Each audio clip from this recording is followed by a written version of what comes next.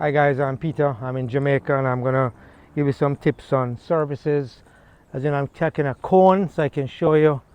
It's important that when you serve, you try and get as deep as possible. So we'll put the cone about here, because the deeper you serve is the harder it is for your opponent to get the ball back.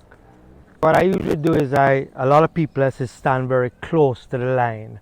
And what that does is that if you're gonna serve hard, that ball can go out. So what I usually do is I stand back a little bit, so I give myself more distance.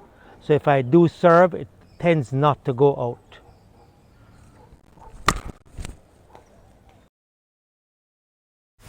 So this is just another demonstration as I step back a little bit, because I don't like to stay too close to the line when I serve.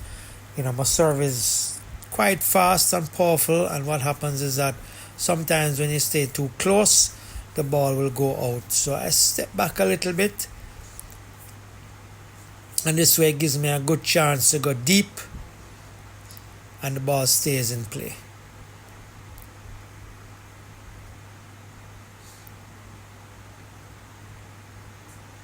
As you can see, I'm going very close to the cone. This is just my 2 cents on serving. You know, how you position your ball, how you position your body, and then you don't run down too quick when you serve. You stay back a little bit so that you don't hit the ball in a volley, and you slowly move down halfway, and then you go down to the kitchen. Alright, so I put a cone here because, as I said, you want to get deep on this side, or you want to go as close as possible to this side.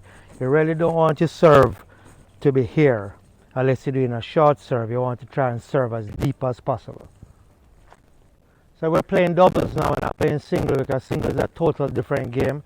So in singles, basically, if you serve, you want to run up. Now, you don't want to run up all the way, because you don't want to get caught right here. So you want to take your time and get up to the front. But in doubles, when you serve, you don't want to run up right away, because you don't want that ball to volley. So you want to be able to stay back on that double serves, point and get you serving, stay back, get that second serve, and move up to the half line, and then slowly creep down to the kitchen. So as I said, a serve is the only really shot you have. It's like tennis. Without a serve, you really don't have a game. And people always wonder, how do I get the ball? How do I get the point? So this is a very important part of your racket. So what I tend to do is I don't swing far off. I keep my racket close into my elbow, and I use it, and when I point, it's where my ball is going to go. So if you look at that cone, I stay back a little bit, because I tend that if I go here, the ball has a chance of going out. If I step back here and have a powerful serve,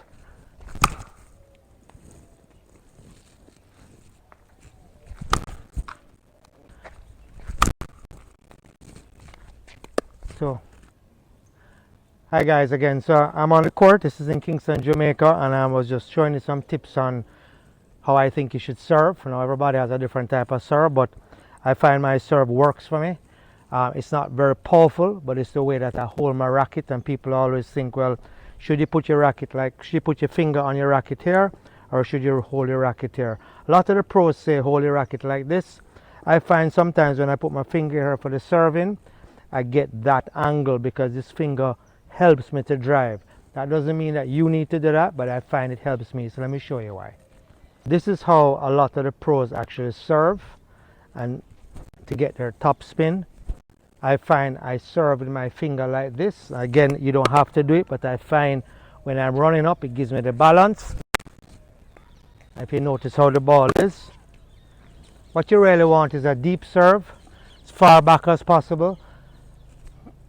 The right serve, which is very hard to do, is if you're coming from that side, if you can get the ball on this side here, that's a very hard serve, but usually that is done on a banana if you're slicing the ball.